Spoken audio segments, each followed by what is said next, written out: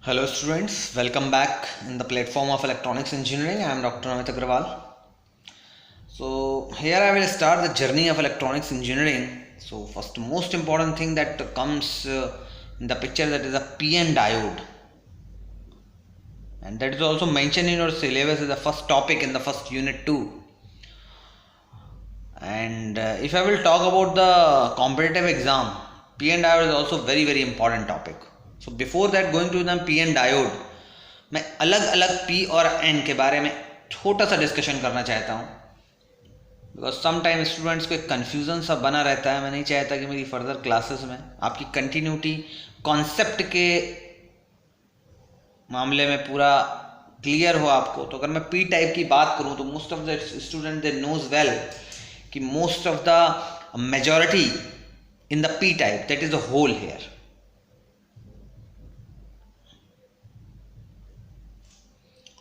अब P type में बहुत सारे लोगों को पता होता है सर यहाँ पे बहुत सारे होल्स होते हैं, लेकिन आपको ये भी पता होना चाहिए होल्स के साथ साथ आयंस भी होते हैं, और जो आयंस होते हैं वो निगेटिव आयंस होते हैं और वो इसी के साथ लगे होते हैं.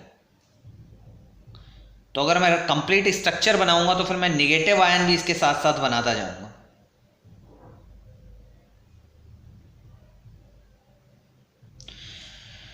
It means a negative ion as well as a hole is there. अगर मैं बात करूं इसकी तो ये मेरे एक्सेप्टर आयंस भी हैं. इसको अगर मैं नाम दूंगा तो इसको मैं बोलूंगा एक्सेप्टर आयंस, और इसके साथ जो लगा हुआ है इसको नाम दूंगा तो मैं बोलूंगा दिस इज होल्स. इसके अलावा बोलूंगा तो माइनॉरिटी में भी कुछ इलेक्ट्रॉन्स होते हैं या आयंस होते हैं, तो इसको मैं बोलूंगा कि माइनॉरिटी में अगर मेरे यहाँ पे इलेक्ट्रॉन्स हैं, यहाँ पर सपोज कर लेते हैं 2 इलेक्ट्रॉन्स है, तो इनको मैं बोलूंगा minority electron. So this is a basic structure. बाकी ये जो आपके होल्स हैं, कुछ होल्स इसके आयंस के साथ अटैच हैं और कुछ होल हो सकता है कि आयन से अलग ऐसे ट्रैवल कर रहा हूं. को लगेगा ऐसा कैसे हुआ, क्योंकि thermal temperature is also already there. If I will say in the room temperature 26 degree or suppose 23 degree, so 300 degree Kelvin, 300 degree Kelvin जो टेम्परेचर है, इस पे कुछ आयंस, कुछ होल्स इसकी आयन की बाउंड्रीज को क्रॉस करके बाहर आ जाते हैं, वो भी इस P टाइप के अंदर ट्रैवल करते रहते हैं. तो इसको अगर मैं नाम दूंगा तो मैं बोलूँगा ये मेरा मेजॉरिटी आयंस है, मेजॉरिटी होल्स है या मेजॉरिटी कैरियर्स है. अब इसमें कैरियर क्या है, P टाइप में होल है. इसी तरह ये बात समझ में आनी चाहिए आपके कि अगर मैं आज N टाइप की बारे में बात करता हूँ कि मेरा N टाइप है, तो बहुत सारे स्टूडेंट्स को पता है N टाइप में इलेक्ट्रॉन्स होते हैं. एवरेज स्टूडेंट को ये पता होता है कि इसमें इलेक्ट्रॉन्स होते हैं, लेकिन एक गुड स्टूडेंट को पता होना चाहिए इलेक्ट्रॉन के साथ ही साथ इसके साथ साथ ही एक आयन भी अटैच है, जिसका साइन एक पॉजिटिव साइन है. सर ये P और N को जानना अलग अलग, it is very important if you want to understand PN diode. नहीं तो आपको कॉन्सेप्ट क्लियर नहीं होगा जब मैं डिप्लीशन लेयर की बात करूँगा. नाम तो सुना है आपने बहुत, बट कितना क्लियर है वो पता चलेगा अभी. तो ये मैंने क्या बताया, आयंस का इलेक्ट्रॉन. फिर मैं बना रहा हूँ कि कुछ फ्री इलेक्ट्रॉन्स भी होते हैं. तो फिर मैं बात करूँगा तो मैं बात करूँगा ये आयंस की, और इस आयन को मैं बोलूँगा डोनर आयंस की बात करूंगा. और मैं बात करूंगा इनके इलेक्ट्रॉन्स की, तो मैं बोलूंगा ये जो इलेक्ट्रॉन है इस टाइम पे, इसको मैं बोलूंगा मेजॉरिटी कैरियर. अब इसी में कुछ होल्स भी हो सकते हैं, 1-2 पड़े हों बीच बीच में, वो मेरे क्या बन जाएंगे, इसमें माइनॉरिटी कैरियर्स बन जाएंगे, जो क्या है, होल्स हैं. अब ये भी एक डाउट आ सकता है आपका कि सर इसमें P टाइप में हमने बनाया है तो इसमें होल्स कैसे हो सकते हैं, इसमें होल मेजॉरिटी में है तो इसमें इलेक्ट्रॉन्स तो कभी हो ही नहीं सकते. नहीं, ऐसा नहीं है. आयंस ब्रेक होते हैं तो प्लस माइनस इलेक्ट्रॉन बाहर निकल सकता है, इलेक्ट्रॉन बाहर आ सकता है, इससे भी, यहाँ से भी इलेक्ट्रॉन बाहर आ सकता है, होल पेयर जनरेट हो सकते हैं because of the room temperature. So एक माइनॉरिटी मेंटेन होती है दोनों में, P टाइप में भी होती है इलेक्ट्रॉन की माइनॉरिटी, N टाइप में होती है होल्स की मेजॉरिटी। लेकिन जो मोस्ट इंपॉर्टेंट चीज़ मैं बताने जा रहा हूँ वो ये है कि आपको ये याद रखना है कि इलेक्ट्रॉन के साथ एक आयंस भी होता है जो पॉजिटिव होता है। इसी तरह होल के साथ एक आयन होता है जो निगेटिव होता है। निगेटिव आयन को हम माइनॉरिटी एक्सेप्टर आयन बोलते हैं, और जो इलेक्ट्रॉन के साथ आयन होता है उसको डोनर आयन से बोलते हैं। बस ये बात आपको बताने वाला हूँ। ये जानना ज़रूरी क्यों है, वो इसलिए जानना ज़रूरी है कि अब मैं क्या करने वाला हूँ ना, पी और एन को ऐड करने वाला हूँ दोनों को। देखिए ये मेरा पी टाइप है और ये मेरा एन टाइप है। ये ऐड क्यों किया, क्योंकि मुझको बनाना है पी एन जंक्शन डायोड। मुझे पी एन जंक्शन डायोड बनाना है। अब देखो वही चीज़ मैं यहाँ पे लिखने वाला हूँ। यहाँ पर जो होना होल्स होंगे आयंस होंगे, होल्स होंगे आयंस होंगे, होल्स होंगे आयंस होंगे। सब जगह क्या होने वाला है,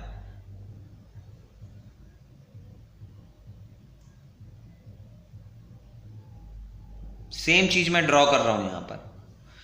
ये मान लीजिए थोड़ी देर के लिए कि इसमें पूरे के पूरे पी टाइप में होल्स और निगेटिव आयंस भरे हुए हैं, और इस साइड क्या बोल रहा है, इलेक्ट्रॉन्स है पॉजिटिव आयन है, इलेक्ट्रॉन्स है पॉजिटिव आयन है, इलेक्ट्रॉन्स है पॉजिटिव आयन है। इसी तरह पूरे मटेरियल में एन टाइप में।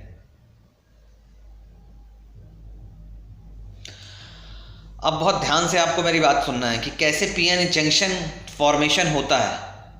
आपने पी और एन को ऐसे जोड़ दिया, अब ये क्या ऐसे जुड़े रहेंगे, नहीं। क्यों नहीं जुड़ेंगे, आपको एक चीज़ देखनी है कि यहाँ पर जितने भी इलेक्ट्रॉन्स हैं वो मेजॉरिटी में हैं, यानी एन में जो इलेक्ट्रॉन्स हैं वो मेजॉरिटी में हैं। अब आपको इसके बाद पता होना चाहिए कि एक डिफ्यूज़न की प्रोसेस है वो क्यों होती है। ये नंबर 1 प्रोसेस होती है। क्यों होती है वो इसलिए होती है कि जैसे ही हायर कॉन्सेंट्रेशन पे इलेक्ट्रॉन्स आ गए, या कोई भी मॉलिक्यूल्स जब हायर कॉन्सेंट्रेशन पे होते हैं तो वो लोअर कॉन्सेंट्रेशन की तरफ भागते हैं। अगर मैं एग्जांपल दूं आपको तो मैं बोलूँगा परफ्यूम की बॉटल को अगर आप रूम के किसी एक कॉर्नर में ओपन करके रख दीजिए, थोड़ी देर बाद आप देखेंगे कि पूरे घर में परफ्यूम आपको स्मेल आ रहा है। ऐसा क्यों होता है, क्योंकि उनकी डेंसिटी जो परफ्यूम के मॉलिक्यूल्स की है वो बॉटल में बहुत ज़्यादा है। वो क्या करते हैं, बॉटल से निकल के वो एयर में जाते हैं जहां उनकी डेंसिटी कम होती है, और इस प्रोसेस को क्या कहते हैं, डिफ्यूज़न। ये हर मॉलिक्यूल्स के साथ हैपन होती है, एवरी मॉलिक्यूल्स के साथ ये डिफ्यूज़न की प्रोसेस हैपन होती है। इसीलिए तो आप देखिए अगर एक कमरे में आप ऑक्सीजन भर दें तो ऐसा नहीं है वो ऑक्सीजन उस कमरे के अंदर भरी रहेगी, वो ऑटोमेटिकली क्या होगी, ऑक्सीजन वहाँ पे ऑक्सीजन की कॉन्सेंट्रेशन बहुत ज़्यादा है तो ऑटोमेटिकली वो लो कॉन्सेंट्रेशन की तरफ भागेगी, लो कॉन्सेंट्रेशन एरिया की तरफ जाके ऑक्सीजन को पूरे एरिया में बैलेंस करने की कोशिश करेगी कि सब जगह ऑक्सीजन बराबर हो जाए। ये यूनिवर्सल लॉ है एक डिफ्यूज़न का। तो ये क्या होता है, ऑटोमेटिक होता है, इसमें हम कुछ नहीं करते। तो अब देखिए होगा क्या, इलेक्ट्रॉन्स यहाँ पर बहुत ज़्यादा हैं एन रीजन में, आपको समझ में आ रहा है। अब अगर इलेक्ट्रॉन्स बहुत ज़्यादा हैं तो क्या होगा, ये वाला इलेक्ट्रॉन जो है यहाँ भागने की कोशिश करेगा। मैंने एरो से बनाया है, सपोज करिए यहाँ पे जितने भी इलेक्ट्रॉन्स हैं वो कहाँ भागने की कोशिश करेंगे, पी की तरफ भागने की कोशिश करेंगे। क्यों भागने की करेंगे, डिफ्यूज़न की वजह से। और जितने भी होल्स हैं उसको मैं ब्लैक से बनाने की कोशिश कर रहा हूँ, देखिएगा होल्स जो है अपोजिट डायरेक्शन में भागने की कोशिश करेंगे। ऐसा क्यों होगा, इसलिए क्योंकि यहाँ पर सारे होल्स और निगेटिव आयंस हैं, यहाँ पर सारे होल्स और निगेटिव आयन हैं, और यहाँ पर इलेक्ट्रॉन और पॉजिटिव आयन। तो यहाँ पर इलेक्ट्रॉन्स की कॉन्सेंट्रेशन बहुत ज़्यादा है इस एरिया में, एन रीजन में। तो यहाँ से इलेक्ट्रॉन भागेंगे और यहाँ से होल भागेंगे। लेकिन क्या कोई भी इलेक्ट्रॉन या होल इस बाउंड्री को पार करके बाहर जा सकता है, नहीं जा सकता। अगर ये बाउंड्री के बाहर गया तो क्या यहाँ पे इलेक्ट्रॉन्स हवा में जा सकते हैं यहाँ पे। तो यहाँ पर हम क्या बोल रहे हैं इसको, अगर मैं बोलूँ तो नो बायस कंडीशन बोलते हैं उसको। ऐसा क्यों लिखा मैंने नो बायस कंडीशन, क्योंकि अभी मैंने इसमें यहाँ कोई वोल्टेज नहीं लगाया है, ये मैंने ओपन सर्किट कर रखा है। क्या किया है, ओपन सर्किट। और अगर मैंने ओपन सर्किट किया है तो यहाँ पर कोई करंट नहीं आने वाली, तो इलेक्ट्रॉन कभी इस बाउंड्री को छोड़कर वापस बाहर नहीं जाएंगे, या होल्स कभी इस बाउंड्री को छोड़कर बाहर नहीं जाएगा। हाँ, होल्स यहाँ से क्रॉस करने की कोशिश करेगा और इलेक्ट्रॉन्स यहाँ से क्रॉस करने की कोशिश करेगा। क्यों करने की कोशिश करेगा, because of diffusion. I hope it is clear to you. This is step number 1। अब आते हैं स्टेप नंबर 2 में। इसी के साथ मैंने देखिए कनेक्ट किया है, कोशिश किया है पेज को। ये बात तो समझ में आ गई कि हमारे इलेक्ट्रॉन्स यहाँ से भागेंगे तो यहाँ जाएंगे। अब दूसरा प्रोसेस क्या है, जैसे मैंने स्टेप नंबर 1 आपको बताया कि क्या होता है डिफ्यूजन। दूसरा नंबर होता है रिकॉम्बिनेशन। मतलब ये कि सपोज करिए ये इलेक्ट्रॉन्स है यहाँ कंडक्शन बैंड में है, यहाँ पर इलेक्ट्रॉन्स है, ये मेरा कंडक्शन बैंड है, ये मेरा वैलेंस बैंड है, यहाँ पर होल है। तो क्या होगा, अगर ये एक इलेक्ट्रॉन यहाँ पर आके इस होल से रिकम्बाइन करता है तो इलेक्ट्रॉन और होल पेयर क्या होंगे, डिस्ट्रॉय हो जाएंगे, लॉस हो जाएंगे, और जो भी एनर्जी होगी वो hν के फॉर्म में निकलेगी। ये हमने 12th लेवल की अगर बात करें केमिस्ट्री या फिजिक्स में आपने स्टडी किया होगा इसको।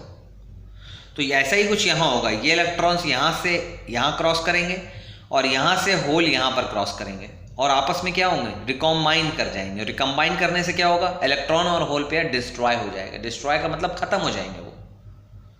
It means first of all electron will go from N to P and hole will go from P to N because of diffusion process, and after diffusion recombination process occurs. Because of that electron and hole pair disappears. Electron and hole pair will destroy, खत्म हो जाएंगे, इनका existence खत्म हो जाएगा।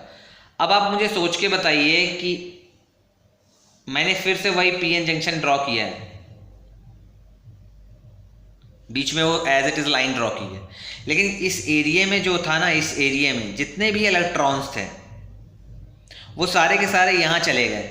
मतलब जितने भी इलेक्ट्रॉन्स थे यहाँ से वो क्या हुए, अभी भी मैंने बात की ना, ये वाले जितने भी इलेक्ट्रॉन्स थे ये यहाँ से यहाँ चले गए और होल्स मेरे यहाँ से यहाँ आ गए। तो इस एरिया में कोई इलेक्ट्रॉन होगा क्या, इस एरिया में कोई भी इलेक्ट्रॉन्स नहीं होंगे। तो फिर क्या होगा, यहाँ पर एक पॉजिटिव आयंस होंगे।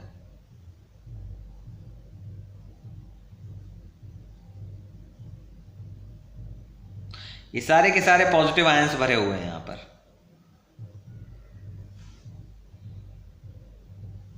ये सारे के सारे क्या होंगे, पॉजिटिव आयंस होंगे। अच्छा, इसके बारे में बात कर लेते हैं थोड़ी सी। इस साइड क्या होगा, इस साइड क्या होंगे, होल्स होंगे, लेकिन होल्स तो सारे के सारे इस एरिया के यहाँ जा चुके हैं और रिकम्बाइन होके वो खत्म हो गए। तो क्या बचेगा, निगेटिव आयंस बचेंगे।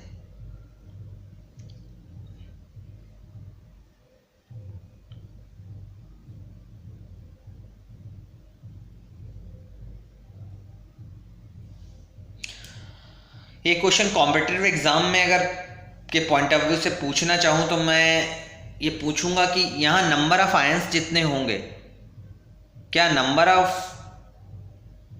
यहाँ पर निगेटिव आयंस बराबर होंगे। यहाँ पर इस बाउंड्री में, इस एरिया में जितने भी पॉजिटिव आयंस होंगे और जितने भी निगेटिव आयंस होंगे आपस में इक्वल होंगे। मतलब कि यहाँ की अगर मैं बात करूँ तो number of positive ions equal होंगे नंबर ऑफ निगेटिव आयंस के। ये चीज़ आपको याद रखनी है, क्योंकि अगर दो इलेक्ट्रॉन यहाँ से गए, यहाँ पर होल के साथ रिकम्बाइन हो गए तो दो आयन ने क्रिएट हो गए, और दो होल डिस्ट्रॉय हुए, इसका मतलब दो निगेटिव आयन क्रिएट हो गए। तो ये देख रहे हैं आप बाउंड्रीज, इसी को हम क्या बोलते हैं, इस एरिया को, इसी को मैं डिप्लीशन एरिया बोलता हूँ, डिप्लीशन लेयर बोलता हूँ। अब एक बात और कर लेते हैं, बहुत अच्छी बात है वो ये है कि आपको ये दिखाई दे रहा है ये पॉजिटिव है और ये निगेटिव आयंस है। तो जब पॉजिटिव और नेगेटिव आयंस होते हैं तो आपस में एक इलेक्ट्रिकल फील्ड जनरेट होती है, जिसको मैं ई इंटरनल का नाम दे देता हूं। पॉजिटिव से नेगेटिव की तरफ क्या हो रहा है, मेरा एक इंटरनल फील्ड जनरेट हुई है, positive to negative this direction. ये क्या है, ई इंटरनल,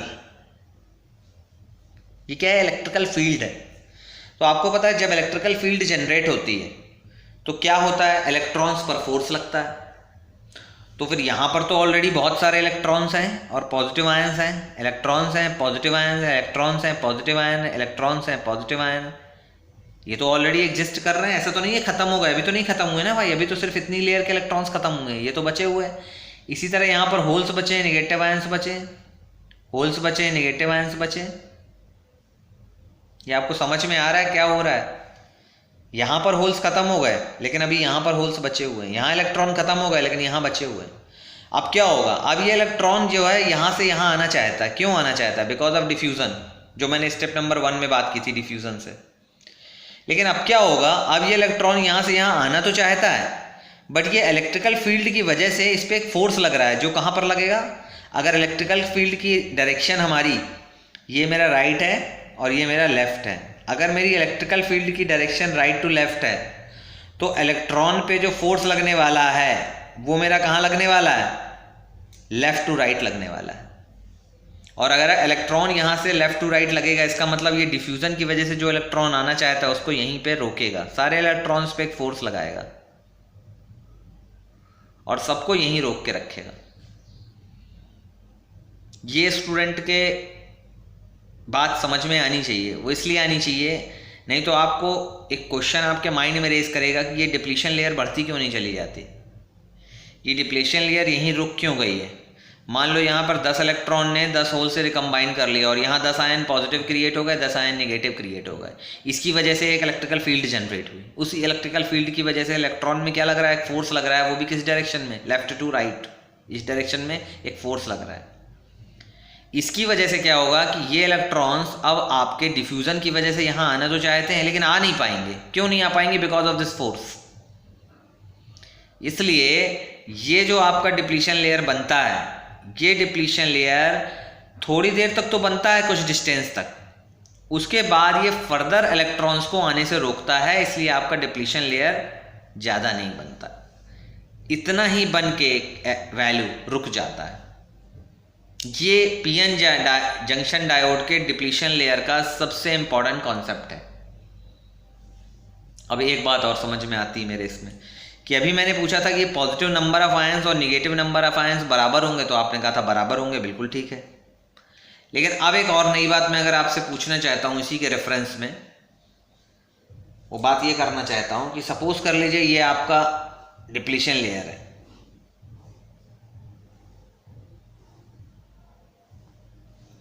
और ये मेरा एन रीजन है और ये मेरा पी रीजन है और ये डिप्लीशन लेयर है मेरी एक्स और ये मेरा है रीजन वाई।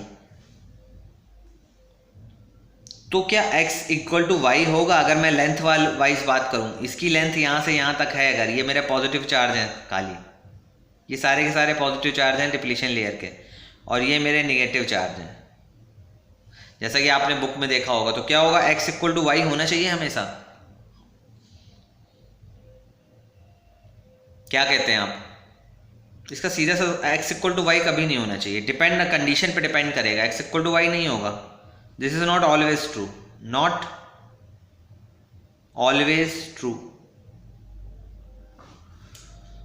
क्यों सर, ऐसा क्यों नहीं है? आप खुद ही देख लीजिए ना, अमेरिका में पर स्क्वायर किलोमीटर में कितने लोग रहते हैं और इंडिया में देख लीजिए पर स्क्वायर किलोमीटर में कितने लोग रहते हैं।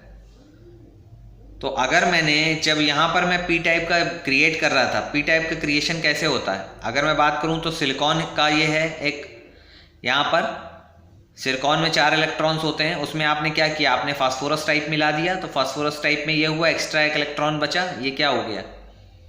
ये डोनर इलेक्ट्रॉन हो गया। आपने फास्फोरस मिला दिया, मतलब सिलिकॉन में जब आप फास्फोरस मिलाते हैं तब एन टाइप बन जाता है। इसी तरह आप जब सिलिकॉन में आप एल्युमिनियम मिला देते हैं तो क्या बन जाता है? एक होल क्रिएट हो जाता है यहाँ पर, दिस इज होल, और होल क्रिएट होने की वजह से ये क्या पी टाइप बन जाता है। लेकिन आपने यहाँ पर जो सिलिकॉन में फास्फोरस मिलाया है वो बहुत ज़्यादा मिलाया है, इसका मतलब आपकी जो डेंसिटी है, डोनर की डेंसिटी, नंबर ऑफ इलेक्ट्रॉन्स बात करूँ अगर मैं, number of electrons and D की बात करूँ मैं, डी की बात क्यों कर रहा हूँ? क्योंकि ये डोनर है। डोनर क्यों है? क्योंकि इलेक्ट्रॉन देगा ये। और ये इसके बारे में बात करूँ, एल्युमिनियम आपने जो मिलाया उसकी कॉन्सेंट्रेशन एक्सेप्टर है, Na है। ये टर्म्स आपने सुने होंगे, Na एक्सेप्टर की concentration and concentration of donor की कॉन्सेंट्रेशन। सपोज आपने डोनर की कॉन्सेंट्रेशन इसमें बहुत ज़्यादा कर दी है, बहुत ज़्यादा, जब डोनर की कॉन्सेंट्रेशन बहुत ज़्यादा कर दी है तो आपको बहुत कम ही डिस्टेंस में आपको उतने इलेक्ट्रॉन्स मिल जाएंगे जितने कि आपको इलेक्ट्रिकल फील्ड क्रिएट करने के लिए चाहिए। मतलब यहाँ पर जो आयंस है, नंबर ऑफ आयंस वो 100 हैं अगर, तो निगेटिव आयंस भी 100 होंगे, लेकिन वो जो 100 आयंस मुझे पॉजिटिव के मिल रहे हैं वो बहुत कम डिस्टेंस में मिल रहे हैं रेदर देन वाई। मतलब वाई सपोज करो बहुत ज़्यादा डिस्टेंस है। अब आपके समझ में आ रहा होगा कि ये वाई की डिस्टेंस ज़्यादा क्यों है। ज़्यादा क्यों है? क्योंकि आपने जब एक्सेप्टर वाई आपने पी टाइप जब बनाया था तब जो एक्सेप्टर की जो कॉन्सेंट्रेशन थी बहुत आपने कम ली थी, इसलिए वाई क्या होगा, ज़्यादा हो जाएगा। तो अगर से लेंथ वाइज में बात करूँ कि ये मेरा डब्ल्यू लेंथ है और ये कहाँ का है, ये पी टाइप का है, और ये मेरा डब्ल्यू लेंथ है, ये एन टाइप का है। तो टोटल अगर मैं डिप्लीशन लेयर की बात करूँ,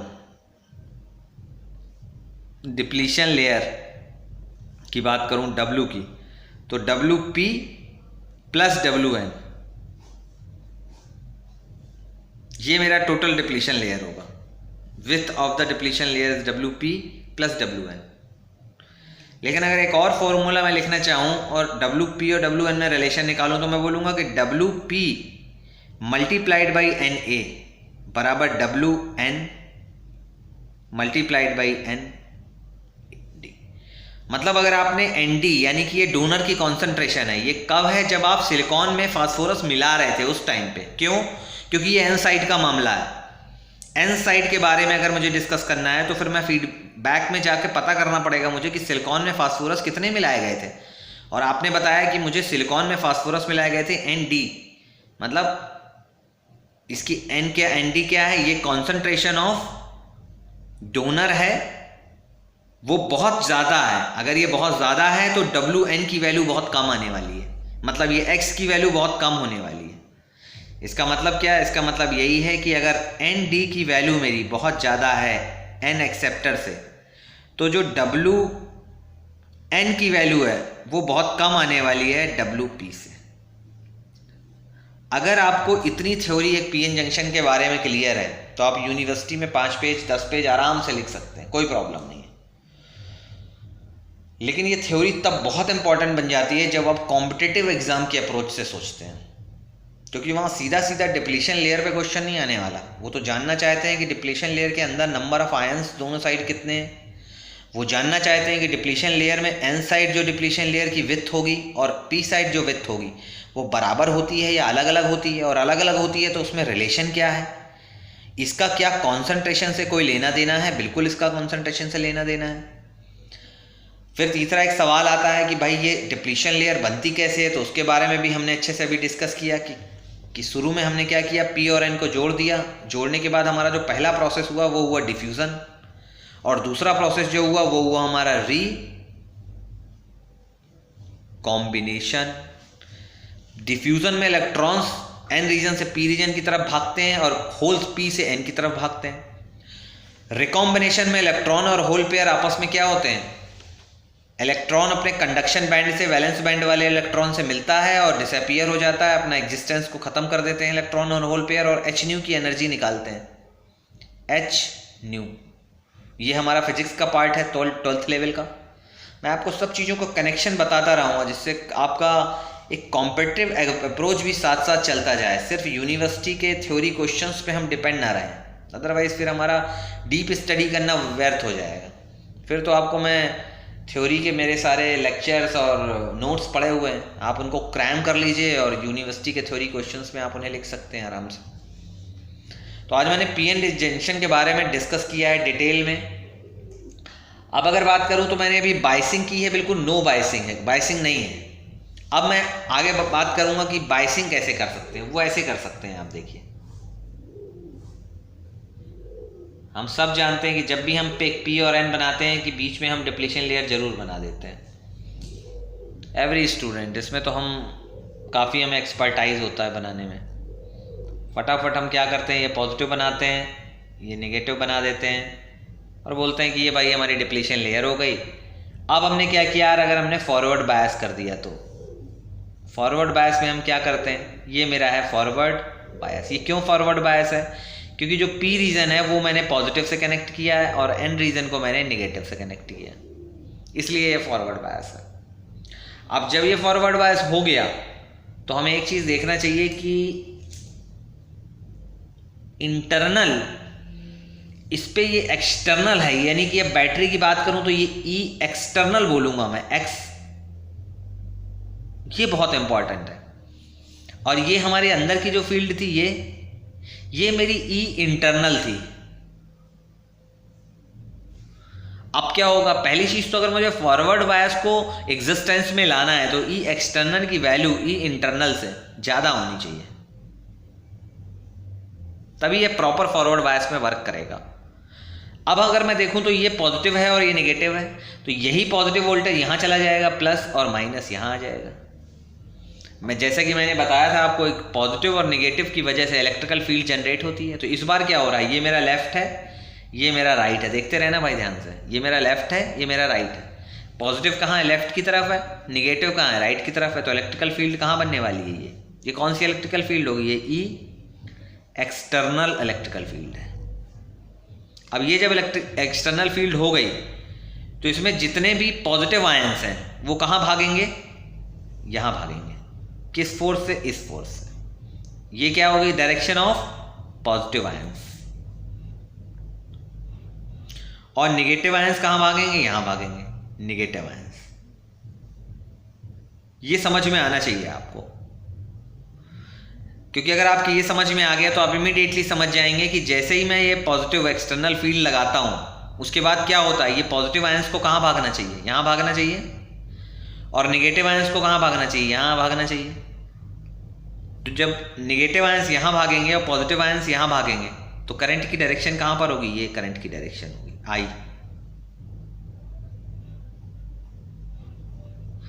बस यही एक कॉन्सेप्ट है जो आपको समझ में आना चाहिए कि जैसे ही मैंने फॉरवर्ड बायस लगाया, उस फॉरवर्ड बायस लगने की वजह से सबसे पहले मेरा ई एक्सटर्नल लगा, और जैसे ही मेरा ई एक्सटर्नल लगा, ई एक्सटर्नल की वजह से एक मेरा पॉजिटिव आयन पे इस डायरेक्शन में फोर्स क्रिएट हो गया और निगेटिव आयन में मेरा अपोजिट डायरेक्शन में फोर्स क्रिएट हो गया, जिसकी वजह से ये आयंस भागने लगे। अब जब ये आयंस भागेंगे तो क्या होगा, ये सारे आयंस बीच में खत्म हो जाएंगे। तो थोड़ी देर बाद कैसा हो जाएगा प्लेस, ऐसा हो जाएगा।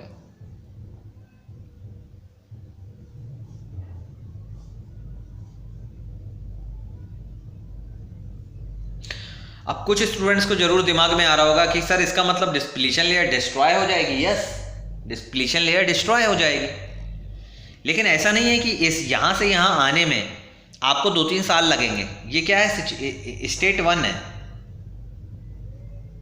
स्टेट 1, और ये क्या है, स्टेट 2 है। तो ये आपको कॉन्सेप्चुअली एक्सप्लेन करने के लिए मैं स्टेट 1 से स्टेट 2 में जा रहा हूं। अगर मैं आइडियल ग्राउंड की बात करूं तो यहां से जाने में, यहां से जहां जाने में कितना टाइम लगेगा, 0 सेकेंड। 0 सेकेंड मतलब बहुत ही तेजी से होगा। मतलब अगर मैं बात करूं प्रैक्टिकल की तो टी जो है लगभग मेरा माइक्रो सेकेंड्स में होगा सब कुछ, या मे बी पिको सेकेंड्स में हो जाएगा। ये ऐसा नहीं कि इस स्टेट से इस स्टेट जाने में 2-3 साल लग जाएंगे, 1-2 सेमेस्टर लग जाएगा। नो, जैसे ही आपने एक्सटर्नल फील्ड लगाई इमीडिएटली ये पॉजिटिव और नेगेटिव आयंस यहाँ से डिसअपियर हो जाएंगे और करंट फ्लो करेंगे किस डायरेक्शन में, इस डायरेक्शन में, इस डायरेक्शन में। अब इसके बाद क्या होगा, इसके बाद ये होगा कि यहाँ पर बहुत सारे होल्स भी तो हैं, नहीं है क्या, हैं भाई, यहाँ बहुत सारे इलेक्ट्रॉन्स हैं। अब आपको लग रहा होगा सर इस बार आपने इलेक्ट्रॉन्स के साथ आयंस नहीं बनाए, चलो बना देते हैं। ये लो, इलेक्ट्रॉन्स के साथ पॉजिटिव आयन बना देते हैं, ये लो। और होल्स के साथ क्या बनाना है, निगेटिव आयंस, लो बना दिया। अब ठीक है, अब ये टोटल पूरी स्ट्रक्चर बन गई। तो इस स्टेट से हम स्टेट में आ गए। अब क्या होगा, अब ये क्या एक्सटर्नल फील्ड अभी भी लगी हुई है, एक्सटर्नल, इसको नहीं भूल सकता मैं, ये मेरे लिए बहुत इंपॉर्टेंट है। एक्सटर्नल फील्ड अभी भी लगी हुई है, अभी भी लगी हुई है। कहाँ लगी हुई है, ये पॉजिटिव है, नेगेटिव है, मतलब ये पॉजिटिव है, ये नेगेटिव है, ये लेफ्ट है मेरा और ये राइट है। अभी भी एक्सटर्नल फील्ड इस डायरेक्शन में लगी है। अब जब इस डायरेक्शन में लगी है तो ये सारे के सारे जो होल्स हैं पी पॉजिटिव है, वो कहाँ भागेंगे, यहाँ भागेंगे। मतलब ये जो फोर्स लगेगा होल्स में वो कहाँ लगने वाला है, लेफ्ट टू राइट लगने वाला है। और सारे के सारे इलेक्ट्रॉन में वो तो अपोजिट लगता है यार, तो फिर इलेक्ट्रॉन्स में फोर्स यहाँ लगेगा। अब बताओ, होल्स में अगर फोर्स यहाँ लग रहा है, होल्स यहाँ भाग रहे हैं, इलेक्ट्रॉन्स यहाँ भाग रहे हैं, राइट टू लेफ्ट, तो करंट किस डायरेक्शन में होगी, करंट तो हमेशा इलेक्ट्रॉन के अपोजिट होती है, तो फिर करंट डायरेक्शन में ये होगी। मतलब इसमें भी आई इस डायरेक्शन में फ्लो कर रही थी, इसमें भी फ्लो, मतलब आई जो है आपकी कंटिन्यूअस फ्लो करती रहेगी। और जैसे हम स्टेट 1 से स्टेट 2 में आएंगे, करंट की डायरेक्शन में आपकी करंट बढ़ जाएगी।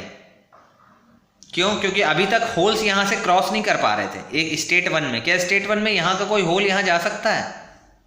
नहीं जा सकता भाई। क्यों नहीं जा सकता? क्योंकि बीच में डिप्लीशन लेयर है। लेकिन अब तो सारे बंधन टूट गए, यहां पर कोई बंधन नजर आ रहा है? There is any barrier between them? बिल्कुल वैसे ही है जैसे कि एक वाटर का फ्लो होता है ना रिवर में।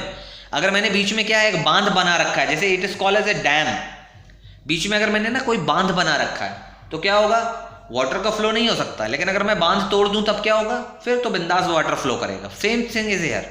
यहाँ क्या है, ये डैम बना हुआ है बीच में। अब क्या हुआ, मैंने फॉरवर्ड बायस जैसे ही अप्लाई किया तो ये क्या हुआ, मेरा ये बांध जो है, डैम जो है, वो ब्रेकआउट हो गया। सबसे पहले स्टेज 2 में आया और धीरे धीरे ये इसको क्या करेगा, सारे का सारे इसके जो डिप्लीशन लेयर को तोड़ देगा। जब तोड़ने के बाद ये सारे के सारे होल्स और सारे के सारे इलेक्ट्रॉन्स फ्री हो जाएंगे। कहाँ? इस डायरेक्शन में मूव करने के लिए। Electron will move from left to right and electron will move from right to left and hole will move from left to right. That's why current will go from left to right. ये I और are ना left right हैं। ये आपको समझाने के लिए लिखा मैंने, ऐसा ना हो कुछ स्टूडेंट्स तो कंफ्यूज हो जाते हैं, इसलिए उनके लिए ज़्यादा ध्यान रखना मुझे। ओके, तो ये स्टेट 1 है, ये स्टेट 2 है। अब इसी के साथ एक और बात कर लेते हैं वी आई कैरेक्टरिस्टिक की। अभी साथ में ही बात कर लेते हैं। तो अगर मैं इसी के साथ एक वी आई कैरेक्टरिस्टिक ड्रॉ करूं तो मैं वी आई कैरेक्टरिस्टिक कुछ ऐसे बनाऊंगा। देखो, पहले इसकी करंट बहुत कम थी क्योंकि बांध बना हुआ था, फिर धीरे धीरे इसकी करंट बढ़ी और जब बांध टूट गया तो इसकी एक्सपोनेंशियल करंट बढ़ गई। ये क्या है, ये वोल्टेज डायोड का और ये है करंट आई। अगर मैं बात करूं इसके कट इन वोल्टेज की तो ये कट इन वोल्टेज जो होगा ना वो 0.5 होता है। अगर मैं सिलिकॉन की बात करूं, ये मैंने सिलिकॉन के लिए ड्रॉ किया है, सिलिकॉन के लिए। और जो कट फॉरवर्ड बायस का वोल्टेज होता है, जो एक्टिव वोल्टेज भी बोल सकते हैं इसको, फॉरवर्ड बायस वोल्टेज बोल सकते हैं, वो इसका 0.7 होता है। और 0.7 में जो करंट होती है वो उसको बोलते हैं रेटेड करंट। और अगर यहां पर रेटेड करंट आपका आई है, ये तो आई डायोड है, तो ये जो 0.5 में आप देख रहे हो ना ये करंट, ये 0.5 में इसका 1% ऑफ रेटेड करंट होता है। तो मैंने यहाँ पे 2-3 चीज़ें ड्रॉ की हैं। ये कट इन वोल्टेज है क्योंकि ये कभी भी इंटरव्यू के पॉइंट ऑफ व्यू से बहुत इंपॉर्टेंट पॉइंट बन जाता है। कट इन लोग फर्स्ट ईयर, सेकेंड ईयर में, थर्ड ईयर, फाइनल ईयर तक पढ़ते रहते हैं डायोड, लेकिन डायोड की छोटी छोटी चीज़ें क्लियर नहीं होती, इसीलिए कॉम्पिटिटिव एग्जाम उनके लिए टफ बन जाता है। वहाँ आपकी फर्स्ट ईयर सेकेंड ईयर की चीज़ें ज़्यादा पूछी जाती हैं। लोगों को भ्रम है कि फाइनल ईयर का पूछा जाता है। यहाँ पर 0.5 क्या है, मेरा कट इन वोल्टेज है।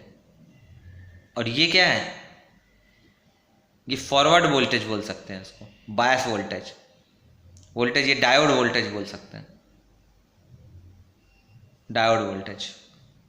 ये मैंने सिलिकॉन के लिए लेकिन ड्रॉ किया है। ये क्यों हो रहा है ये मैंने आपको एक्सप्लेन कर दिया, क्योंकि डायोड स्टेज 1 से स्टेज 2 में आता है। Hope it is clear to you. चलो, अब साथ ही साथ एक और बात भी कर लेते हैं रिवर्स बायस की।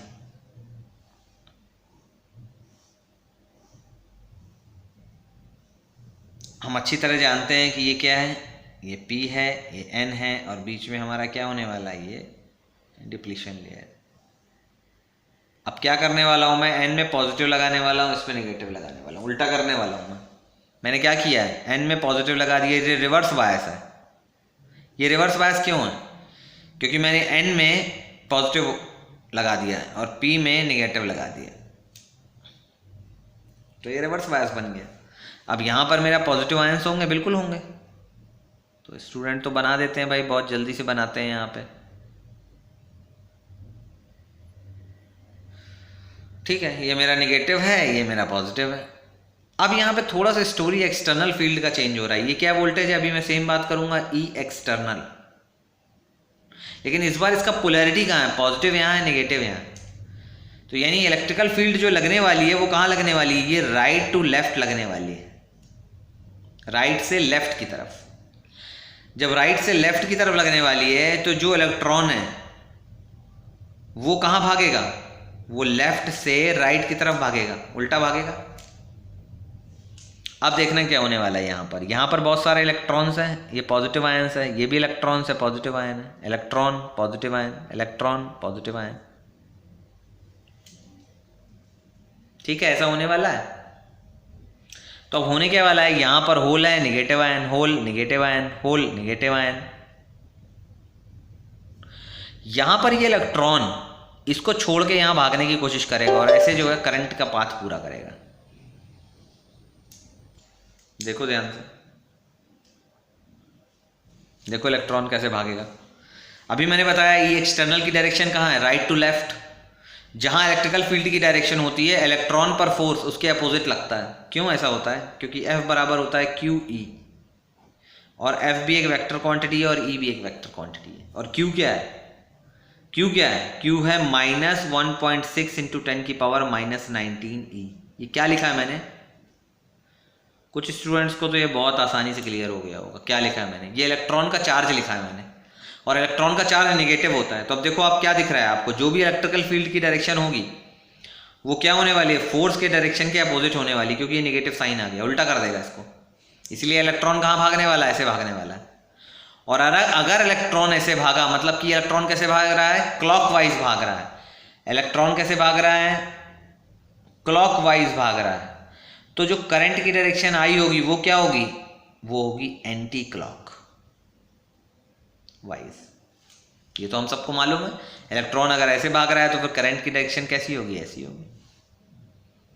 अच्छा, ये इलेक्ट्रॉन जब यहाँ से चला जाएगा तो बचेगा क्या यहाँ पर, इसके साथ एक पॉजिटिव आयन है ना, वो तो यहीं बचा रहेगा, वो तो जाएगा नहीं कहीं। तो यहाँ पर क्या होगा, ये पॉजिटिव आयन क्रिएट होते जाएंगे बहुत सारे। तो जब मैं रिवर्स बायस लगा दूंगा तो देखो ऐसा स्ट्रक्चर बन जाएगा थोड़ी देर बाद।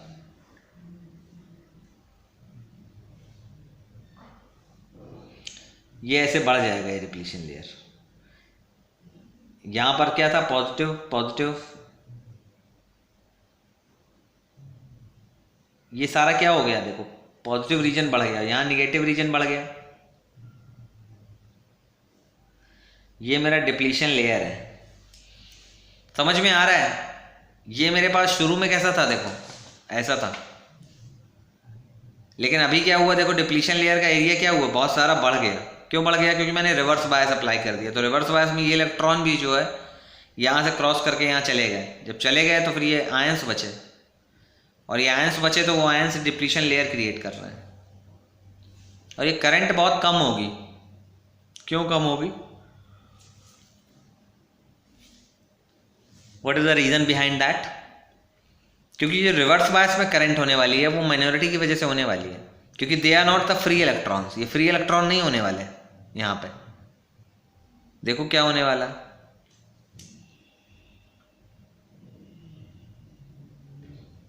यहाँ पे बीच में क्या है, ये एक डैम बना हुआ है, ये डिप्लीशन लेयर है।